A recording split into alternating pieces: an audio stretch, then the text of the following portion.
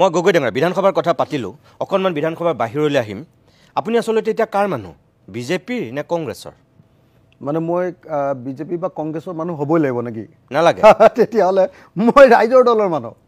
আৰু কৃষক মুক্তি সংগ্ৰাম সমিতিৰ মানুহ অসমৰ জনগণৰ মানুহ সেইটোতো আমি জানো কিন্তু ৰাইজৰ যিটো এতিয়া ধাৰণা আপোনাক লৈ যিটো মানুহ সন্দিহান হৈছে সেইটো ফালৰ পৰা কৈছোঁ যে বাহিৰত মানে এনেকুৱা অসমীয়াত এষাৰ কথা আছে বাহিৰে দেখুৱাই কেতেৰাই মাতিবা ভিতৰি নেৰিবা বেথা আপোনাৰ এতিয়া আপুনি বিজেপিক বাহিৰত আপুনি দেখুৱাই ঠিকছে গালি পাৰে এটা আছে আপুনি ভিতৰত দেখাত কংগ্ৰেছৰ লগত কিন্তু বহুত মানুহে ভাবিছে আপোনাৰ শৰীৰটো কংগ্ৰেছৰ লগত আছে কিন্তু আপোনাৰ আত্মাটো মনে মনে বিজেপিৰ লগত আছে এতিয়া তাৰমানে ২৬ত আপুনি কংগ্ৰেছক সহায় কৰিবলৈ গৈ বিজেপিতকৈ কংগ্ৰেছক আটাইতকৈ ডুবাবলৈ চেষ্টা কৰা মানুহজন এতিয়া আপুনি বোলে সেইটো কাৰণে সুধিছোঁ যে আপুনি আছে কাৰ লগত কংগ্ৰেছৰ লগত নে আপুনি সঁচাকৈ বিজেপিক জিকাবলৈ সহায় কৰিছে যদিটো বিজেপিৰ লগত বুলিয়ে ক'ব মানুহে মানে একচুৱেলি এইটো এটা খুব চিৰিয়াছ আপুনি কথা এটা সুধিছে সেইটো হ'ল যে আমি ৰাইজৰ দলে ৰাইজৰ দলৰ পক্ষত অসমৰ মানুহৰ পক্ষত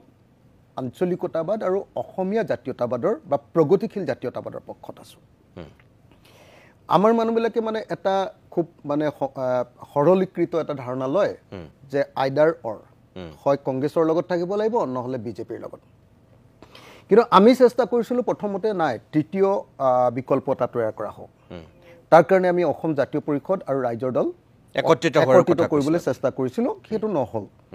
গতিকে আমি এতিয়া আমাৰ টাৰ্গেটটো হ'ল যে নহয় দুটা ৰাষ্ট্ৰীয়তাবাদী পাৰ্টি এটা হ'ল ফেচিষ্ট পাৰ্টি এটা হ'ল সাম্প্ৰদায়িক পাৰ্টি সেইটো হ'ল বিজেপি আৰু তাৰ বিপৰীতে আন এটা ৰাষ্ট্ৰীয়তাবাদী পাৰ্টি যি পাৰ্টিটো অতিটো খুব ভাল নহয় কিন্তু সেই পাৰ্টিটোৰ লগতে আমি যাব লাগিব কিন্তু আমি পাৰ্টিটোৰ লগত যাওঁতে তেওঁলোকৰ আধিপত্যত তেওঁলোকৰ একাধিপত্যৰ তলত আমি যাম নে তেওঁলোকৰ লগত গণতান্ত্ৰিকভাৱে আত্মসন্মান ৰক্ষা কৰি আৰু অসমৰ স্বাৰ্থ ৰক্ষা কৰি যাম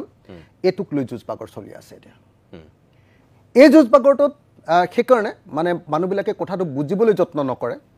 আৰু বহুত মানুহে লগে লগে ভয় খাই যায় যে ই কংগ্ৰেছক সমালোচনা কৰিছে মানে ই মানে বিজেপিৰ লগত গুচি গ'ল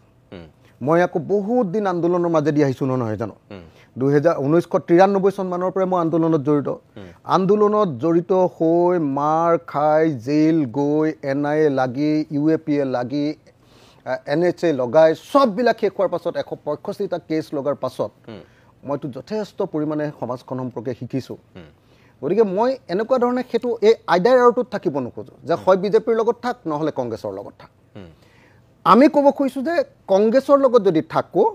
তেতিয়াহ'লে কংগ্ৰেছে আমাৰ অসমৰ স্বাৰ্থখিনি পূৰণ কৰিব লাগিব আৰু যিসকল শক্তি কংগ্ৰেছৰ লগত থাকিব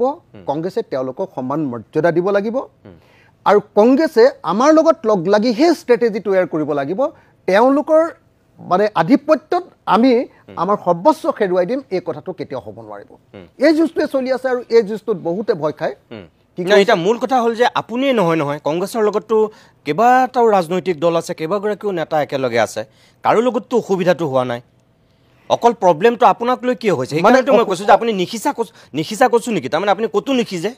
বৰ ধুনীয়া কথা এটা ক'লে একচুৱেলি যদি এই গোটেইকেইটা পাৰ্টি আমি আচলতে এতিয়া আজিৰ দিনটোত আচলতে কংগ্ৰেছৰ লগত ঐক্যমঞ্চত সেইদিনাহে আহিলোঁ আকৌ নতুনকৈ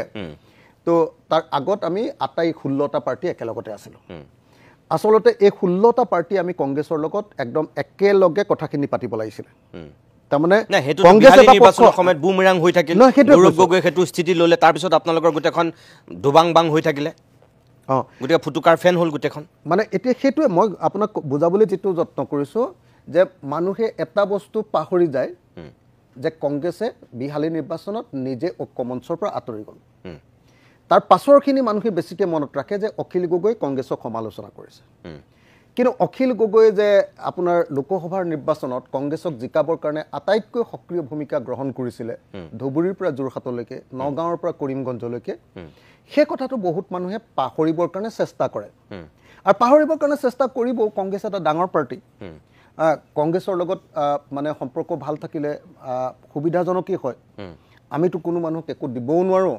আৰু আমি বহুত কষ্টৰ মাজেদি আমি আহিছোঁ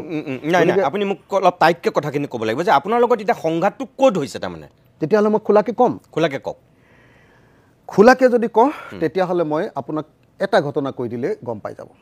আজি আমাৰ ৰাছেল হুছেইন ডাঙৰীয়াই আমাৰ জেনেৰেল ছেক্ৰেটাৰীয়ে ডক্টৰ হীৰেণ গোহাঁই ছাৰলৈ এখন চিঠি লিখিছে দেখিছোঁ মই তেওঁ অকল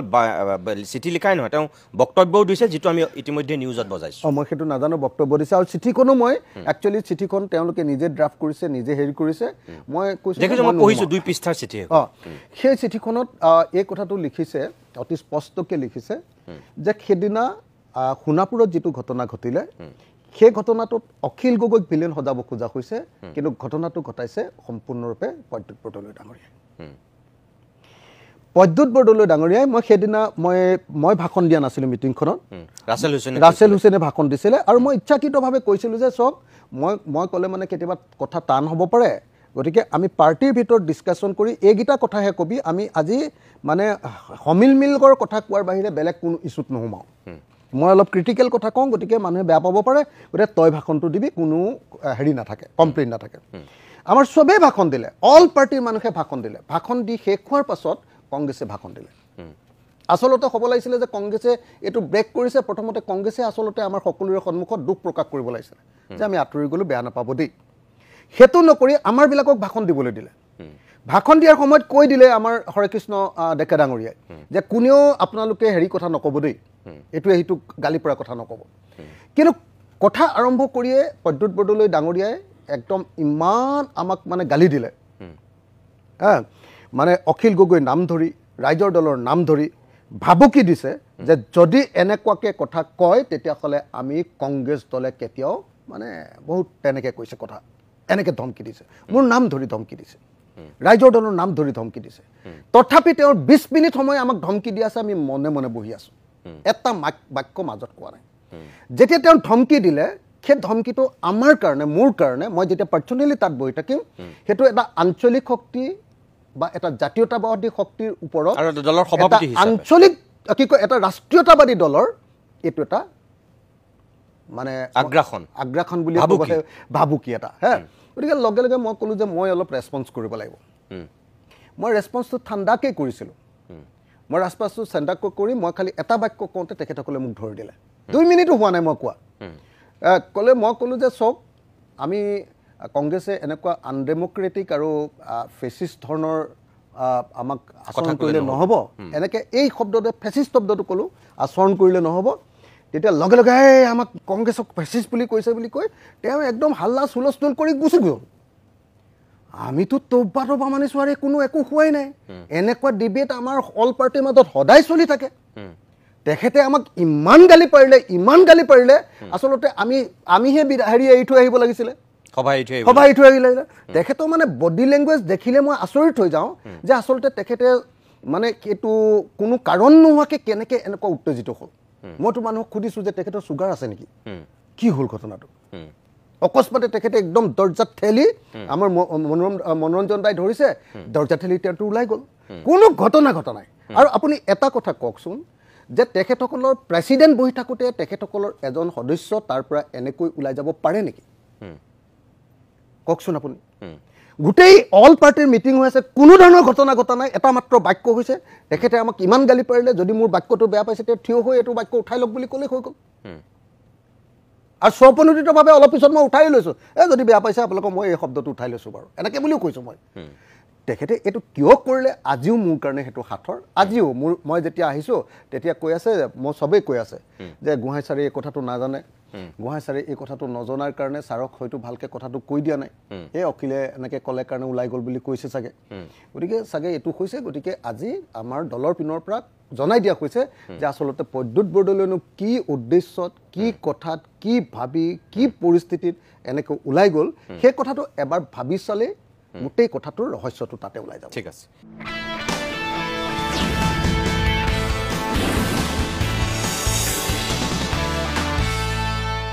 আপুনি যিটো কথা ক'লে সভাখনৰ ক্ষেত্ৰত আৰু চাওক যে তাত নাগৰিক সমাজৰ উদ্যোগ লৈছিলে হীৰেণ গোহাঁই ছাৰ দিল্লীৰ পৰা আপোনালোকৰ সভাখনত আছিল বুলি আমি শুনিছোঁ হৰকৃষ্ণ ডেকা ছাৰ বা আৰু এনেকৈ পৰেশ মালাকাৰকে ধৰি যিসকল তাত আছিলে তাৰপিছত হীৰেণ গোহাঁই ছাৰৰ এটা লিখা, তাৰপিছত আপোনাৰ এটা ফেচবুক পোষ্টত বুদ্ধিজীৱী নিৰপেক্ষ হ'ব লাগে, কিন্তু আমাৰ অসমৰ বুদ্ধিজীৱী কংগ্ৰেছপন্থী, আপুনি এনেকৈ দিছে। আপুনি গোহাঁই ছাৰকে এক প্ৰকাৰ সেইটো আক্ৰমণ কৰিছে, কিন্তু আপোনাৰ কাৰণে এক প্ৰকাৰ গোহাঁই ছাৰ আপোনাৰ অকল